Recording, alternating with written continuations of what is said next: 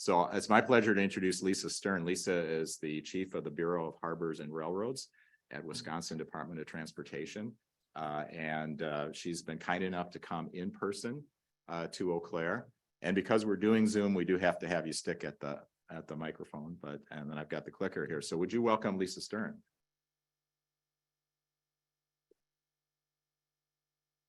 Okay. All right, thanks, Scott. I'm happy to be here today. It is always a beautiful drive up, actually, Highway 12 to the interstate. It's a beautiful drive through Wisconsin, and it wasn't too snowy, so it was nice. So this is a very exciting time to be working in the world of passenger rail, and especially in areas like this where communities have done a lot of work, a lot of groundwork, and been looking at this for a while, which has really made, I think, a lot of things very possible for Wisconsin. So we're very excited. I'm going to give a brief overview of our entire passenger rail program. And I will talk about the corridor ID program as well and what Wisconsin DOT is currently looking at doing there. I do have a little bit of some crossing safety situation that is going on in your area that I just wanted to make sure you guys were also aware of, because being the former grade crossing safety engineer, I just had to bring that up. So all right, I'll get started. So here is a map of the current rail in Wisconsin. You can see the TCMC along the green route, and then currently the bus services that are serving the state.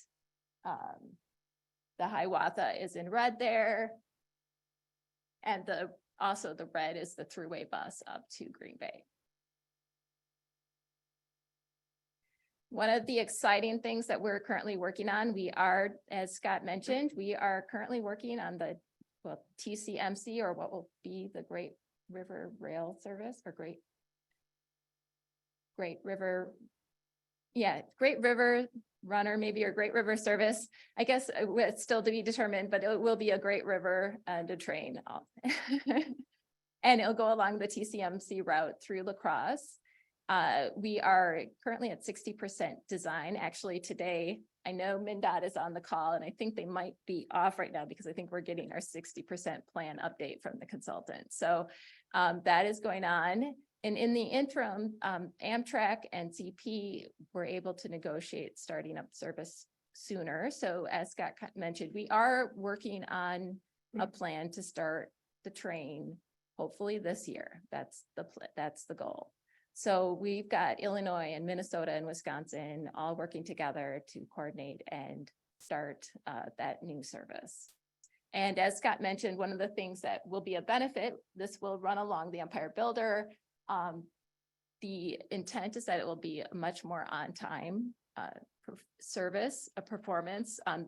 The current Empire Builder coming from Portland or Seattle can get significantly delayed in the west there because of freight movements, and it's a long distance. So here we're basically all on the CP, which for the Hiawatha at any rate has been giving us about a 90% on-time performance, about 90% on-time performance, some of the best times in the country. So we're hoping they will continue that great performance here along the TCMC. You can also see that this route will be time competitive with cars, which is an important feature. It is expected to be about a 7.5-hour round trip between Chicago and Minneapolis, which is a little bit longer than if you took your car with no stops. So I think this is competitive for assuming you're taking a lunch break or something on the way. So as I said, we are currently in the middle of final design for this project. We're expecting construction to start later this year. Some of the pieces with the railroad will start up sooner. And then the railroad, signal, the work that the railroad will do themselves, which is the signaling, will start up sooner. And then we will be letting the project probably early 2024 or late 23, depends on where that actually falls. But about a year from now, we'll have a contract to do most of the track work. And the estimated cost is right now about a little over $50 million. There's 5 different locations where there is significant infrastructure improvement. And the service start date is to be determined. I don't want to get anyone's hopes up or by giving out dates because it's still in the process, but we are very hopeful that we'll have some good news soon. The other thing to mention about this is, excuse me. So the other thing that another FRA grant opportunity that is out there is they have a grant that's called the Restoration and Enhancement Grant, and they will provide federal support for a startup of a service. So the first year they'll cover 90% of the operating costs that aren't covered by the revenue. And then 80% the second year, 70% the third year, they'll go up to 6 years. So we do have a grant. We were awarded a grant under the old program. So we've got the first 3 years and we will be applying to supplement that to get the full 6 years that are now available.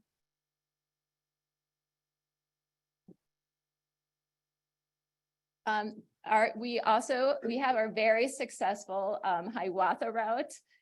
This is the Chicago to Milwaukee, 7 round trips a day. This is one of the most successful routes in the Midwest. Pre-pandemic, we had almost 900,000 riders in a year. We are recovering, so we're not back to that level yet. We're probably at about 60% of pre-pandemic ridership. It is coming back a little bit differently. It's not really the same peak commuter type routes, but it is spread out throughout the week. So it's kind of interesting to see how the ridership is recovering and how it's coming back in a slightly different form.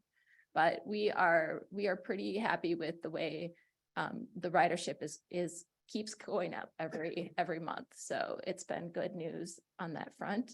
It's about a 90-minute travel time. Again, very cost competitive, trip travel time competitive. It is also cost competitive because it's only $25 for, it would be $50 round trip.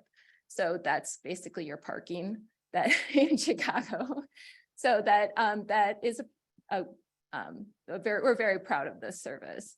The other thing is we are working on additional infrastructure for the Hiawatha that will allow us to do an 8th round trip.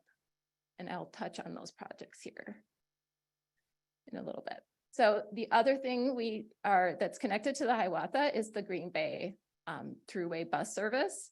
This has 2 round trips of buses that connect to the Hiawatha that goes up through the Fox cities and to Green Bay twice a day. We've got ridership here is exceeding the pre-pandemic levels. I just checked the numbers before I came up here. We get a daily report. And this last month, we've been seeing ridership, daily ridership almost at 90 riders a day. So it's really great. Not every day, but we've been hitting up in the 70s and 80s somewhat regularly. So it's really a great news.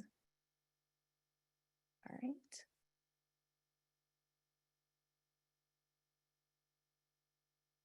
Oh, there we go. I just have to press it a little stronger. One of the projects that we're working on for the Hiawatha is the Milwaukee Airport Rail Station, or MARS, as we like to call it. And we were looking at providing a second platform at the station there at the airport. As you can see on the picture on the right or your left, they're currently, in cases when there are track outages or Amtrak for some reason can't use the main track, they end up having people have to cross over that track to get onto the train. So it's not ADA compliant. We don't want people crossing the track at an at grade like that to get on the train. There's all kinds of issues. So this second platform will provide a lot more flexibility. Amtrak will not have to use the main track or the east track all of the time. They'll be able to use both east and west. It will improve the freight rail the freight rail movements as well as passenger rail movements, and an significant improvement in safety here at the station. Currently, the final design has been completed. We did let this project in December. Unfortunately, the let came back well over what we had budgeted. So we are kind of reassessing some of the aspects of the project, and we'll be reletting again in April. Oh, sorry. Yes. So we have the design plans were all done. We put it out to construction. It's like bidding. So it was put out for bid so that the contractors could look at it, and then they provided the pricing. And so it's a competitive bid process where we pick the low bidder, and that we call that let. Thank you. Got to watch the jargon. Great River Service. Thank you. Another project we're working on is a signaling project through the Milwaukee Intermodal Station. Currently, the wayside signaling that controls the trains is, they call it the ABS, ABS. I don't know what exactly it stands for. I can't remember, but it's like an 1890s technology. So it's been around for a really long time. It's time to upgrade it so that so right now they have to manually, it's almost like they can't control it from their central dispatch, which is CP. So CP can't control this area from their central dispatch station. When we put these signals up, they'll be able to know where all the trains are in that 2-mile stretch. Right now, it's kind of a little bit of a mystery unless you're on the ground. So this will be a big safety improvement as well. And this is one of the projects that will allow that 8th round trip of the Hiawatha.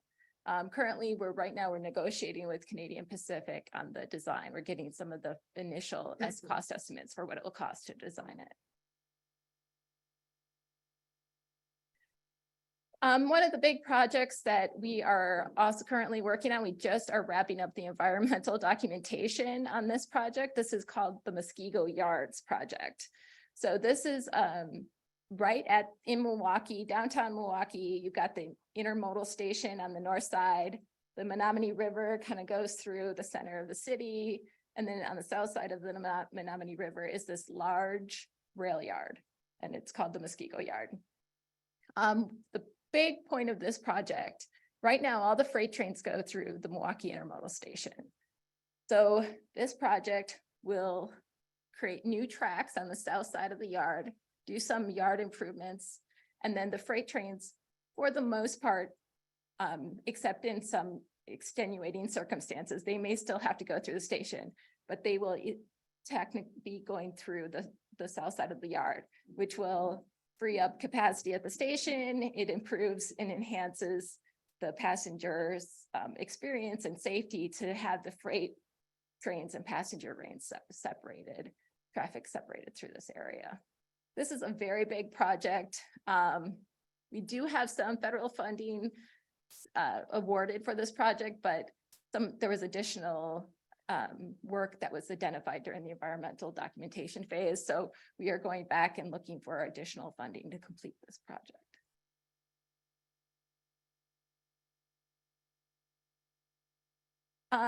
So another big project, we are very busy at the DOT right now. We are also purchasing equipment.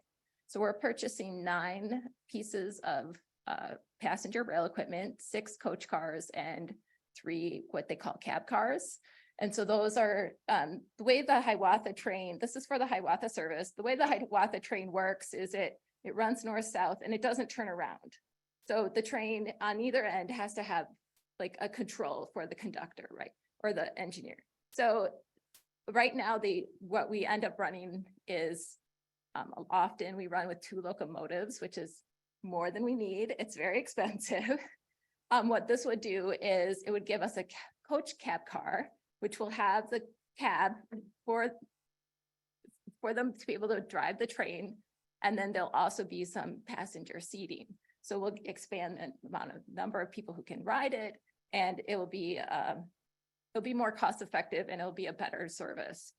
So this is kind of exciting. This is a very brand new territory for me. I have been learning way more than I ever thought I'd know about train equipment. It's a brave new world.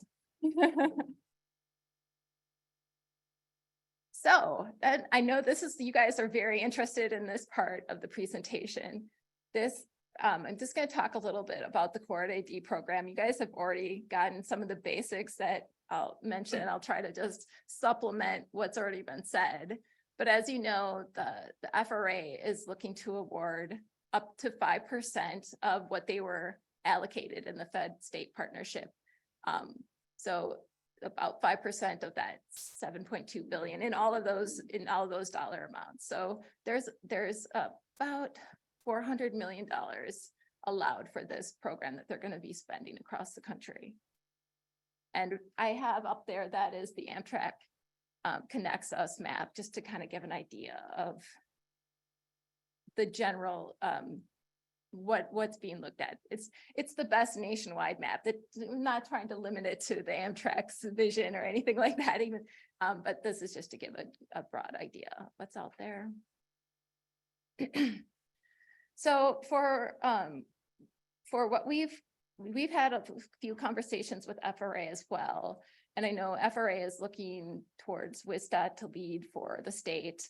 And I think that's an important part. We've been working with the Chippewa or St. Croix Chippewa Passenger Rail Commission has sent us that letter. We will be coordinating for your application as well to show our support, which will be very important in the application. We are also looking to submit for our own, the Hiawatha, to go to the 9 and 10 round trips is going to be our top priority. But we also will have an additional round trip on the TCMC. We'll be looking through the Eau Claire, the long distance Eau Claire route that will then go to Madison and Milwaukee, as well as the Green Bay. So all of those, we're evaluating all of those right now. We are currently moving forward with the process to submit those applications. Our secretary is reaching out to the locals. We have gotten some feedback from your area as well as the Green Bay area. We've gotten letters from them asking for us to submit those applications on their behalf or on our own behalf, or just asking us to submit them. I guess it just depends on how they wrote that letter, but big part of what we're looking for at the DOT is local support. So what we don't want to be doing is going out there and just picking our own routes. We want the locals to be saying, this is something we want. So that's a very important aspect of the process for us. So again, I think you guys have already mentioned that the NOFO or the applications are due on March 20th. Some of the things they're going to be looking for is, do you have an idea of what your ridership and revenue is? Do you know what is that going to make it a worthwhile service? What kind of benefits are going to be to, maybe environmental benefits, community benefits, disadvantaged communities? All of those sorts of benefits are going to be evaluated, as well as how does this connect to the other transportation systems, right? So it's not just an isolated service. Is it connecting to other transit, other passenger rail? Those are things they'll be looking at. The other considerations that FRA is going to be looking at is the applicant ready? How far along are they? How much background and homework have they done before they submitted? Do they have access to the technical staff? And is there an applicant commitment to providing the service? And is this fit within the regional planning plans? Could think of a better way to say that, but the state plan that I'll talk about a little bit, MPOs, is it in those sorts of planning documents? If you're accepted into the Corridor ID program, as has been mentioned, that first step is 100% federally funded up to $500,000. It will give you a chance to do some of the additional homework that may not have been done yet. It gives you some ideas to do cost estimates for some of the upcoming steps, and each one of these steps. I think it's important to say that it helps both the applicant and FRA decide on, what is the next step? Should we keep going with this proposal, or is this something that is worthwhile and will have the economic benefits we think it will? In step 2, it'll be 90% federally funded. This is the service development plan. This is where you're getting into a little bit more detail of what kind of service are you going to be providing? What is it going to look like? And then step 3 is the environmental document and preliminary engineering. For the a facility you guys, or the service you guys are looking at doing, I don't know exactly how that would work. It sounds like it's be different than it would be if we do it with Amtrak, because with the Amtrak, we have to do those infrastructure improvements up front. yours may be done over periods of time, it sounds like down the road. So it may be a similar thing, but we'd have to kind of look at how that would work, would play out. That'd be interesting to see. Here's just a list of the expressions of interest that were submitted to FRA that are for services in Wisconsin. So there is quite a few of the local communities across the state that did submit letters. They include all of the routes in the Wisconsin current 2030 rail plan, which are all the ones we've talked about today, to Green Bay, Eau Claire, Madison, across the Hiawatha. There was another one from Rock County asking for an extension of Hiawatha down into Rock County. That currently is not in our rail plan, but it could be something that we evaluate. It won't make it through this round of corridor ID, but it is something we could consider in the future for future rail plans. And then Minnesota DOT also submitted an expression of interest that included both the NLX, which is the service between Twin Cities, Superior, and Duluth. And then they also submitted support for the other TCMC routes, both this one and La Crosse. All right, so I'm going to do a little bit of a sidestep here to crossing safety. So about a year ago, our department completed the Wisconsin Highway Rail Grade Crossing Safety Action Plan. It was a requirement by FRA to evaluate the state and our safety at crossings and how things are going. One of the things that had been identified is that in St. Croix County, especially, there had been a couple of crashes, and there was an additional fatal crash in May of last year. This has triggered the OCR, and this isn't probably the size isn't great, but along the top of this picture is the UP line that goes through Baldwin and Hammond. And I forget the city on the far west there, but I know Baldwin and Hammond, and then the town of Warren it's through the town of Warren. And so the label up there is OCR docket. So for everyone's information, I think it might be on the second slide. Yeah, the OCR is the Office of Commissioner of Railroads. And so if you guys aren't familiar with that, it is a state agency. It's got about 5 people in it, so it's very small. It's under the PSC, of Public Service Commission, but their duty or their work is crossing safety across the state. So they evaluate crossing safety and look at what needs to be done for upgrades. And I just thought it's important for you guys to know that they've actually opened up 2 what they call dockets. So it's just the legalese about them doing the investigation and collecting the information. So they call those dockets for these crossings through these communities on the Union Pacific, which would also be the line that this service would run on. They're looking at upgrading these crossings with lights and gates, but they are also looking at potential consolidation of 2 of the crossings, or to 1. So 2 to 1 would be closing a crossing. I think it's 140th Street. I don't know. I have not done an analysis on this, so I can't really answer specific questions, but I do think if anyone is interested, they will be having a public hearing that you attend virtually. They're not in person public hearings, but they're virtual public hearings. And there is the schedule. I think the hearing itself is February 28th. So just in case you guys are interested, it's always good to consider closing crossings if there's redundancy there. So as a grade crossing safety engineer, I would highly recommend considering that. But everybody has a different situation in their local community, and they should have their voices heard. So that's my speech there. Move on. So here is, excuse me. Here is a sneak peek of the Wisconsin Rail Plan.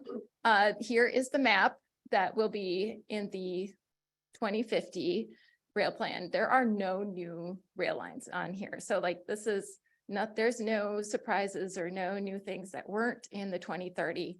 There actually is one of the lines that went through Rochester has been removed. But these will be what we're considering to submit for the corridor ID program. And I have on the left here listed the different possible routes. So we'll definitely be submitting the Hiawatha, the 9th and 10th round trips. We're looking at the TCMC doing a second round trip or a third service on that through La Crosse.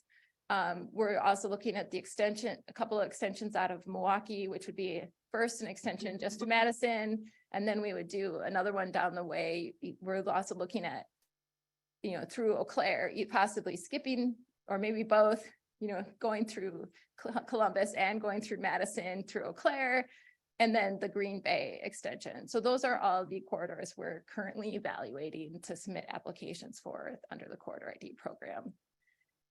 There are, we do have listed on here ones that we're looking to support in a technical, relatively active manner. The MnDOT is submitting the NLX. That, of course, goes through Douglas County, so that will include Wisconsin. There'll be improvements down the line in our state. So we're supporting Minnesota on that application, and then your application between Eau Claire and the Twin Cities. The rail plans, we've got a few rail plans out there. If you're interested, you guys probably know about all these already. So I won't spend a lot of time on them, but they'll be here if you want to look at them. I have links. I assume this presentation will be made available. This is the information I got from the Wisconsin, for the Wisconsin Rail Plan 2050. When I asked the Bureau of Economic Development or Planning and Economic Development about it, they said its publication is imminent. So in state government, that might mean in a week or two, we'll see. So I think it should be coming out in the next week or so, were the exact words I got. And, there was kind of a question about how public involvement earlier.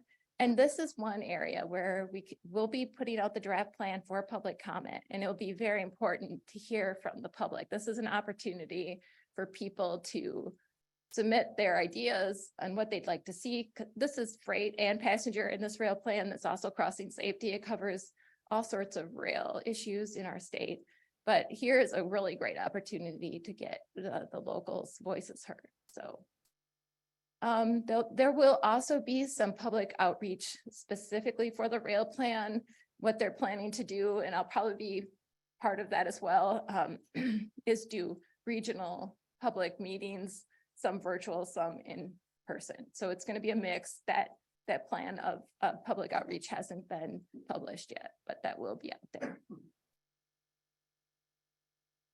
All right, and that's it. Any questions?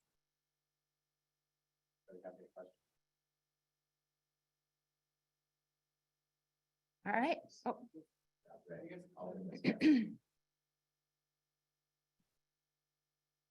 Just to, I guess, be clear about sort of our competitiveness with the rail corridor no-go. So there's going to be 7 or 8 applications from Wisconsin. No, not 7 or 8. There'll be, I would say 4 or 5. Okay. So half that. We're just evaluating all those corridors. So we'll probably, what we'd be doing is probably combining the Eau Claire, the different Eau Claire routes in some way, how that is going to play out exactly through Columbus, Madison as one. Possibly, we're kind of just working on all of that as right now. So the main things, we'll have Hiawatha, we'll have the TCMC, Eau Claire, Madison, Milwaukee, or Green Bay. So 5 is probably, if you're gonna, that's it. How is our corridor working with this particular commission? Yeah. Just trying to understand how all this fits together.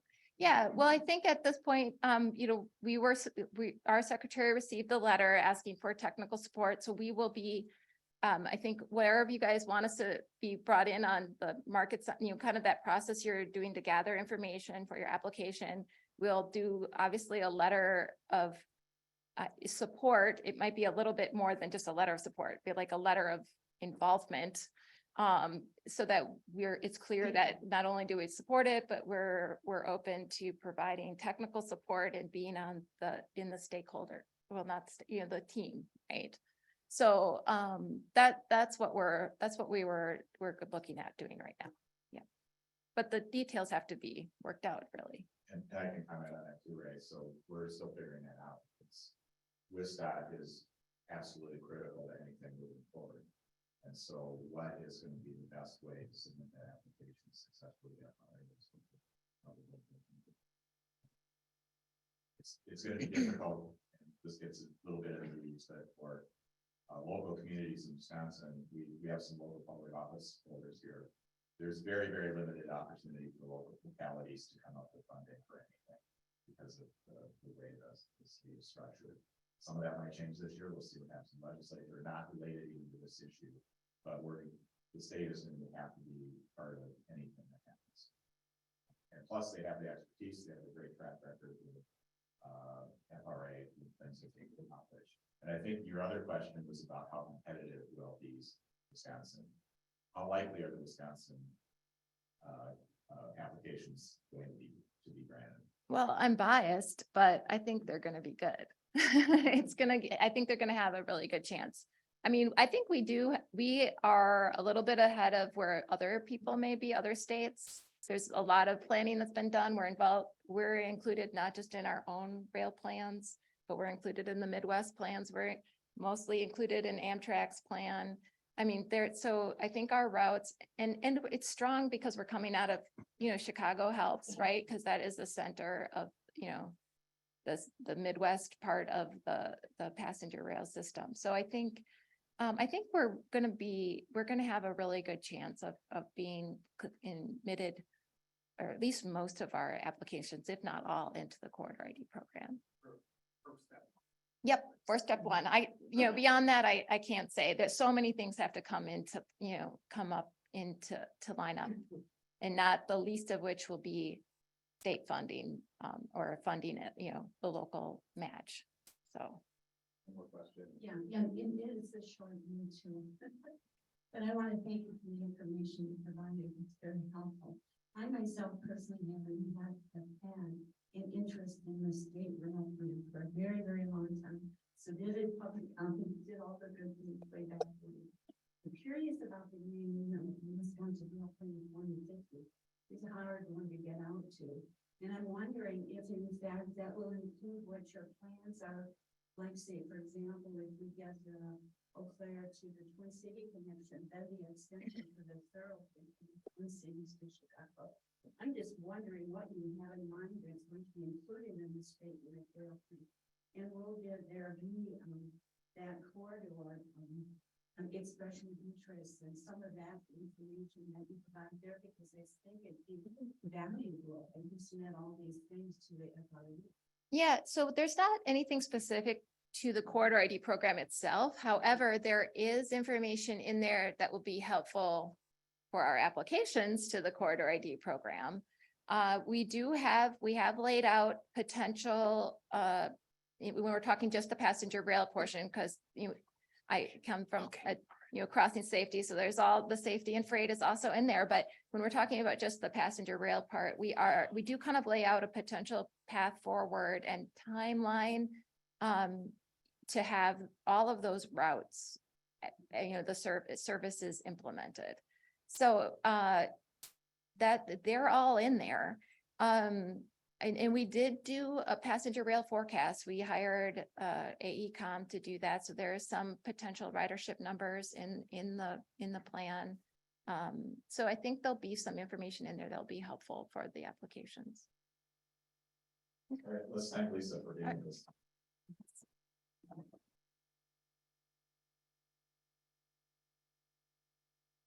We're just about to take a break. As we do that, I did want to acknowledge that we do have some elected public officials with us today. So I wanted to point out who those are. It's going to be hard to do it online. So if you're online, I'm going to apologize that I'm not going to introduce any of the online people.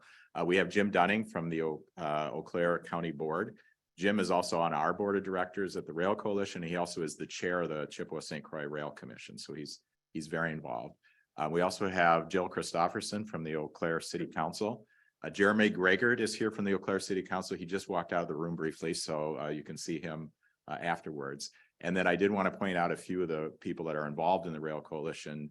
If you want to talk to them during the break, some of them on our board of directors. So Jackie, who just asked the last question, Jackie Pavelski, she's a former city council member in Eau Claire. And she's the one that got me involved in the Rail Coalition because she had my job before. I'm the Vice President of Government Affairs at the Eau Claire Chamber of Commerce, which I may not have mentioned. And Jackie had that job 20 years ago when I moved to Eau Claire. And so we appreciate her involvement. We also have Bill Anderson, who is on our board of directors, retired. You're not quite retired yet, architect, semi-retired architect. All right. Certainly Mark Quam. Mark is our secretary treasurer and on our board of directors. And we have Dan Schillinger back here. Dan is formerly news director at TV 18 and has been involved in helping us with media. We have Jeff Abbott right over here, who's semi-retired from WisDOT and is on our sort of transportation professionals committee. We have Ann Schell next to Jackie. Ann is on our board of directors. She was our MPO director and worked with us for a number of years. And when she retired, she decided she couldn't live without us. So she's involved on a volunteer basis. And then we do have the current MPO director, Eric Anderson. We're from West Central Regional Planning. Eric's sitting right over here. And then I mentioned at the beginning, if you didn't see it, Adam Wheeling from CVTC is a member of the Chippewa St. Croix Rail Commission. And then our other two speakers are here. So I don't know if they don't mind being buttonholed during the break. We have Arun Rao from Amtrak right here. And we have Rick Harnish from the High Speed Rail Alliance back here. So we'll be hearing from them after the break. So we're going to take about a 15-minute break and we'll get started. Hope you're enjoying it so far. Thanks.